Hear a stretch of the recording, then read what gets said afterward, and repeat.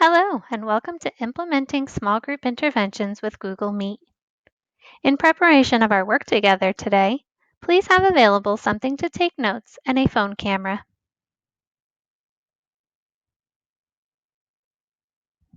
Achieving high levels of literacy among young readers continues to be a challenge in the United States.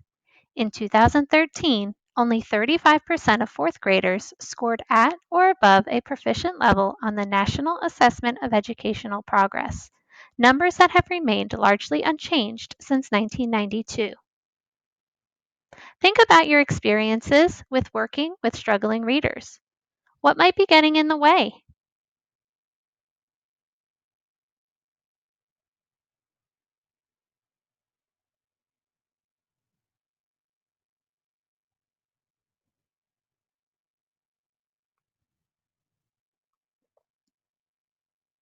While we can all recognize that there are a plethora of interrelated reasons why students struggle, most of us can probably agree that a lack of foundational skills is almost always prevalent in struggling readers.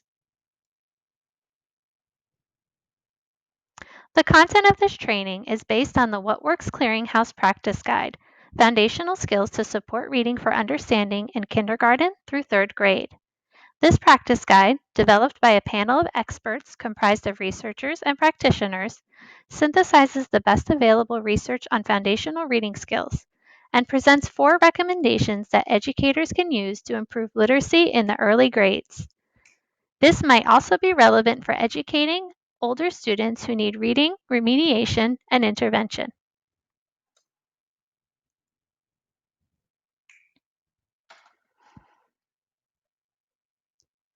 Throughout our work together today, we will utilize the 4 recommendations from the What Works Clearinghouse Practice Guide to first identify evidence-based practices for teaching foundational reading skills to students, and also understand how to use a set of digital tools to teach foundational reading skills at a distance.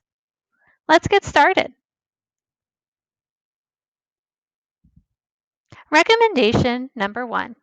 Teach students academic language skills, including the use of inferential and narrative language and vocabulary knowledge. Academic language is a critical component of oral language. Academic language skills include the following abilities: articulating ideas beyond the immediate context, often referred to as inferential language; clearly relating a series of events, both fictional and non-fictional, often referred to as narrative language; and comprehending and using a wide range of academic vocabulary and grammatical structures, often referred to as vocabulary knowledge. Students who enter kindergarten with limited academic language skills typically lag behind their peers in reading. Before the lesson, it is critical that the teacher utilize available data to understand each individual student's strengths and needs relatively to their use of academic language. We can use the Fountas and Pinnell Benchmark Assessment Reading Record of Level Text and Comprehension Conversation to identify students' individual strengths and next steps. If available data indicates this to be an area of deficiency that is not related to a natural language acquisition process, for example, ELLs, teachers should carefully consider student strengths and needs and begin the instruction described in this recommendation as soon as possible. So how do we carry out the recommendation? First, engage students in conversations that support the use and comprehension of inferential language. We can do this through conversations before, during, and after reading. Conversation should focus on higher order thinking that encourages the use of inferential language, such as predicting, problem solving, hypothesizing, and contrasting. You can use open-ended questions to challenge students to think about the messages in both narrative and informational texts and how they apply to the world around them. Question stems such as why, what would happen if, and how can challenges students to think about those messages and how they apply to the world around them. Second, we can explicitly engage students in developing narrative language skills. Narrative language skills are the ability to organize information in a logical sequence and connect that information using appropriate and complex grammatical structures. We can do this by asking students to predict or summarize a story or factual text. Before reading, we can have students predict actions in the text based on the title and/or images. During reading, we can discuss earlier predictions and why they did or did not come true. We can have students describe the scene in a picture in increasing detail, summarize stories or factual information, and use a graphic organizer after reading to help them connect ideas. Last, we can teach academic vocabulary in the context of other reading activities.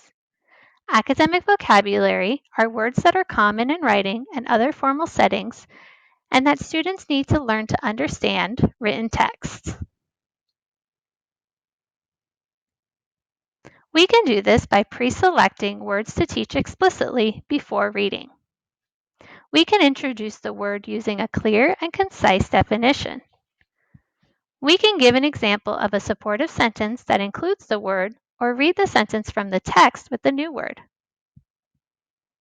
After introducing students to the new words, we can encourage deeper understanding by providing extended opportunities for them to use and discuss the words. Let's take a look at what this particular recommendation looks like in action.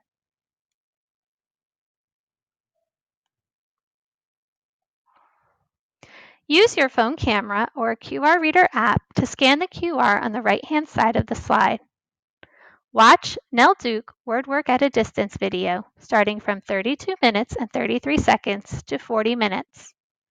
As you watch, consider the following. What evidence-based practice did the teacher use to teach students academic language skills, including the use of inferential and narrative language and vocabulary knowledge? How did the teacher use digital tools to implement the lesson and engage the learners? Pause the presentation here and press play when you are ready to continue.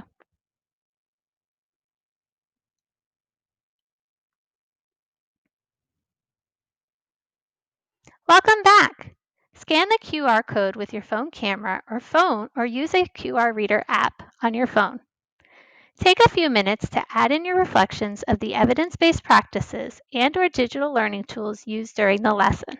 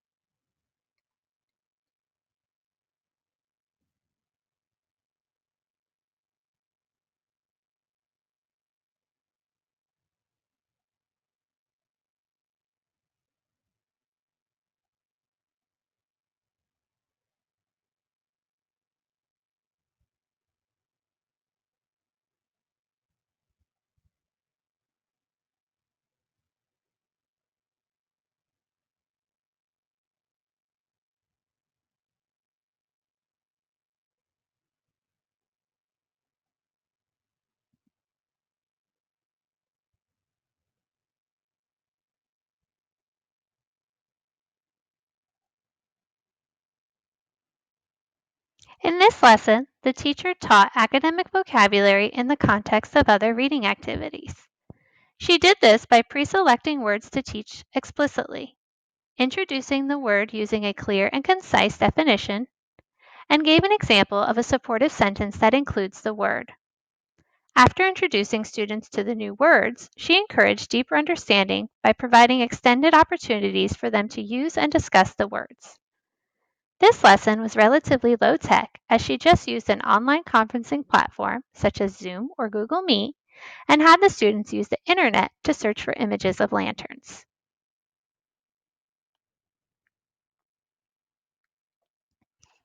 Recommendation number 2.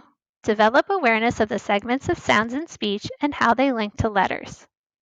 The National Reading Panel report found that teaching students to recognize and manipulate the segments of sounds in words, also referred to as phonological awareness, and to link those sounds to letters is necessary to prepare them to read words and comprehend text. Before the lesson, it is critical that the teacher utilize available data to understand each individual student's strengths and needs relative to phonemic and phonological awareness. We can use the iReady Diagnostic Student Report and Fountas and Pinnell Benchmark Assessment Literacy Subtests to identify students' individual strengths and next steps. If available data indicates these to be an area of deficiency, teachers should carefully consider students' strengths and needs and begin the instruction described in this recommendation as soon as possible. So how do we carry out the recommendation? First, teach students to recognize and manipulate segments of sound in speech. We can do this by demonstrating that sentences can be broken into words. Demonstrate how words can be broken into syllables. And teach students to recognize even smaller units within a syllable, such as onsets and rhymes. Demonstrate how to isolate individual sounds in words and segment words. And sort cards with pictures based on beginning, middle, and ending sounds.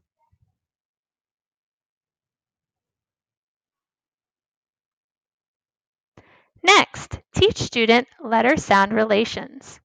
Some examples of letter-sound relations include consonants and short vowels, consonant blends and digraphs, and long vowels, silent E, and vowel teams.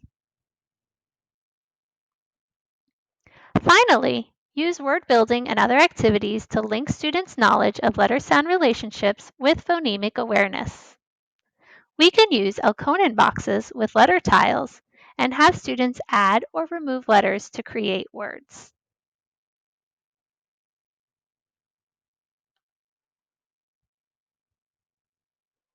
Let's take a look at what this recommendation looks like in action. Use your phone camera or QR reader app to scan the QR on the right-hand side of the slide. Watch the phonemic awareness video. As you watch, consider the following. What evidence-based practice did the teacher use to develop awareness of the segments of sound in speech and how they link to letters? How did the teacher use digital tools to implement the lesson and engage the learners?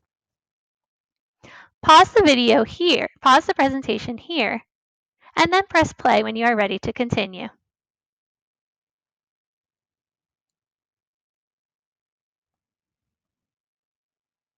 Welcome back. Scan the QR code with your phone camera or a QR reader app. In column 2, take a few minutes to add in your reflections about the evidence-based practices or digital learning tools that were used during the lesson.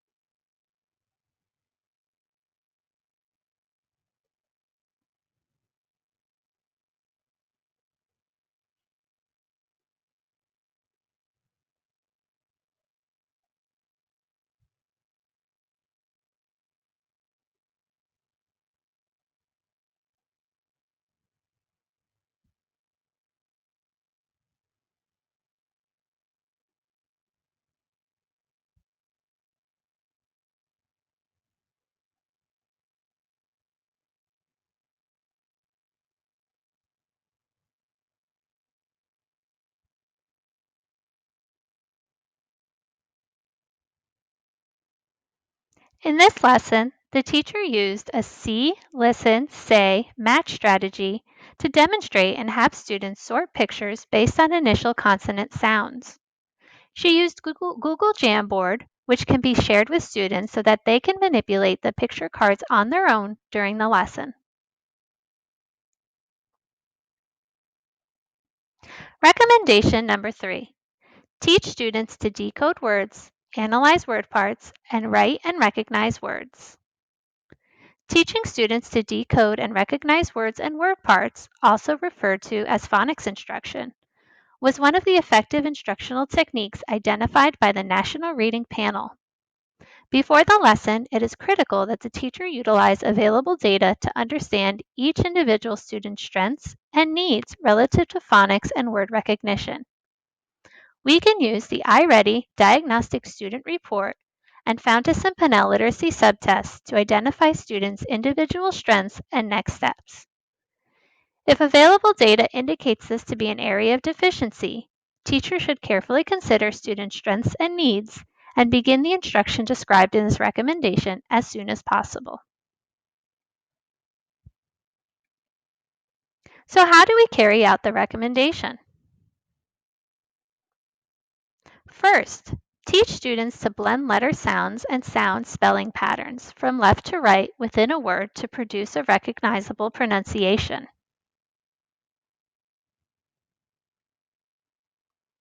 Instruct students in common sound spelling patterns. We can do this using word sorts, Elkonin boxes to build words with specific spelling patterns, and practice writing the words to internalize different spelling patterns through interactive writing.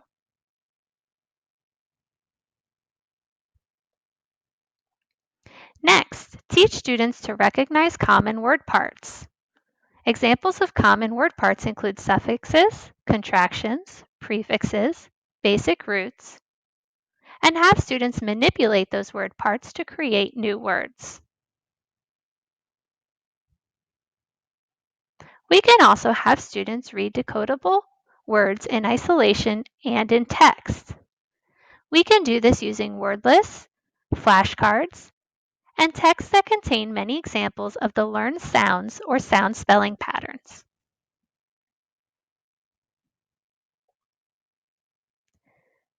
We can also teach regular and irregular high-frequency words so that students can recognize them efficiently. And finally, we can introduce non-decodable words that are essential to the meaning of the text as whole words. Let's take a look at what these recommendations look like in action.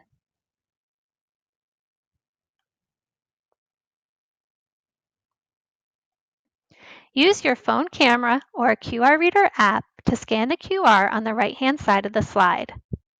Watch Nell Duke Word Work at a Distance video starting from 16 minutes and 35 seconds to 30 minutes and 25 seconds.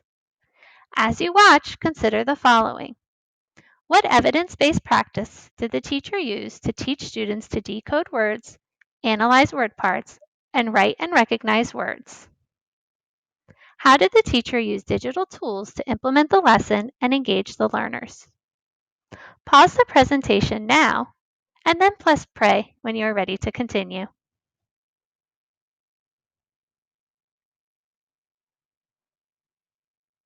Welcome back. Scan the QR code with your phone camera or a QR reader app. In column 3, take a few minutes to add in your reflections about what evidence-based practice and/or digital learning tools were used in the lesson.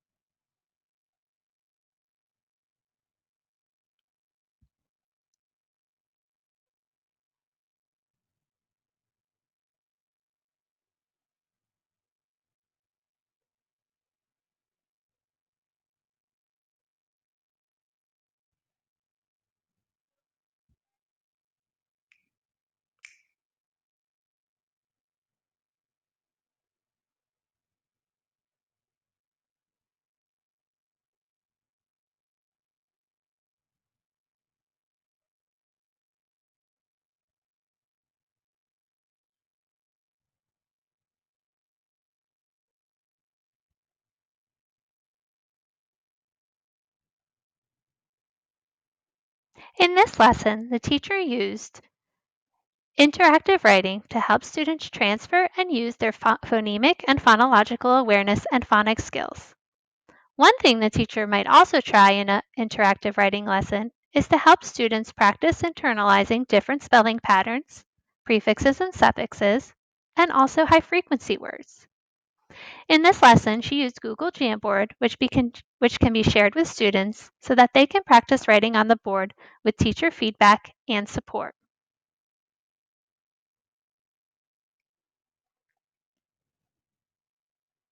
And last but not least, recommendation number 4. Ensure that each student reads connected text every day to support reading accuracy, fluency, and comprehension. Reading connected text accurately, fluently, and with appropriate phrasing and comprehension, also referred to as text processing, requires students to identify words quickly, integrate ideas in the text with their background knowledge, self-monitor their understanding, and apply strategies to support comprehension and repair misunderstandings. The National Reading Panel found compelling evidence that instruction to increase reading fluency is critical to both reading comprehension and future reading success and ease. Having students read connected text daily, both with and without constructive feedback, facilitates the development of reading accuracy, fluency, and comprehension, and should begin as soon as students can identify a few words.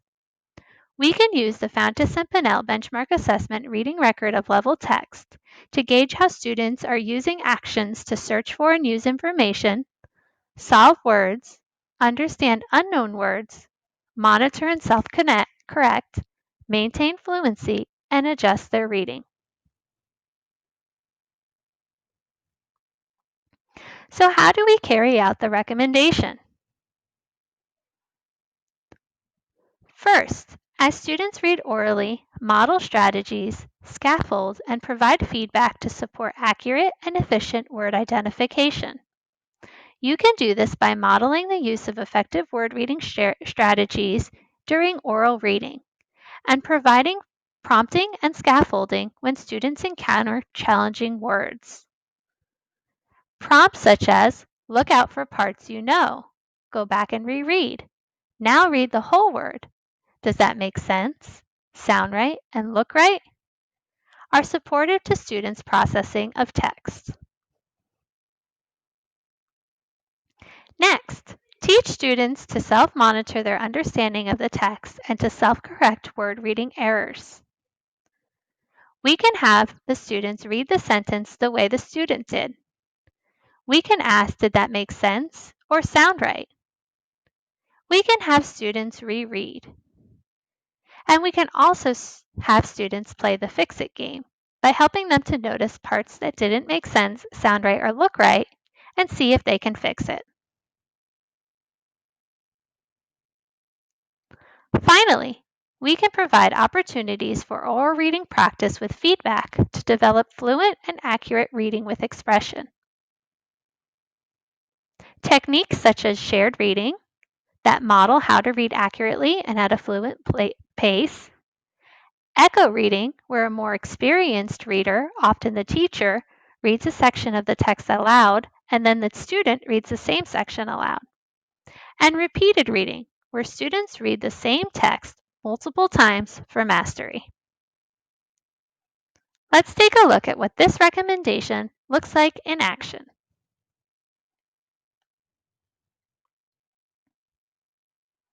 Use your phone camera or a QR reader app to scan the QR on the right-hand side of the slide.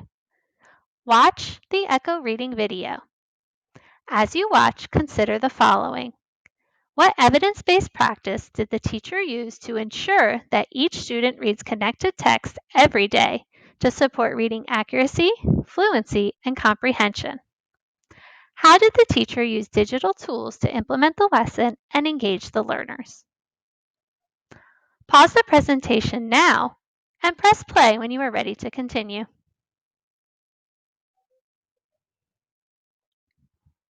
Welcome back. Scan the QR code with your phone camera or use a QR reader app.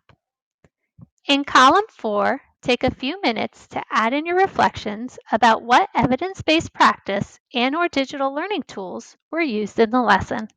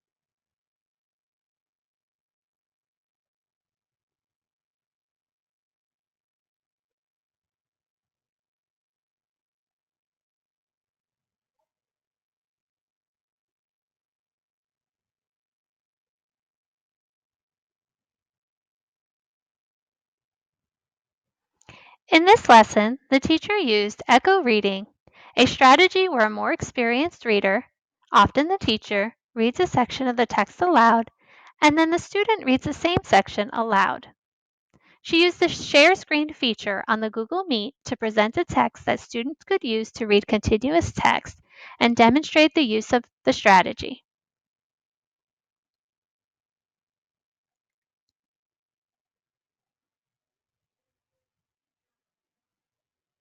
In summary, it is important to note that while phonological awareness, phonics, vocabulary, and text processing are, in and within themselves, individual skills, using an integrated approach to foundational reading instruction is recommended.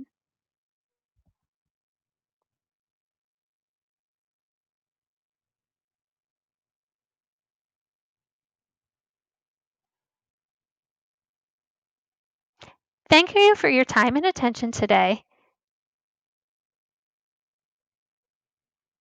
Please find here the references for the practice guide, Foundational Skills to Support Reading for Understanding in Kindergarten through 3rd Grade, as well as the video, Word Work at a Distance.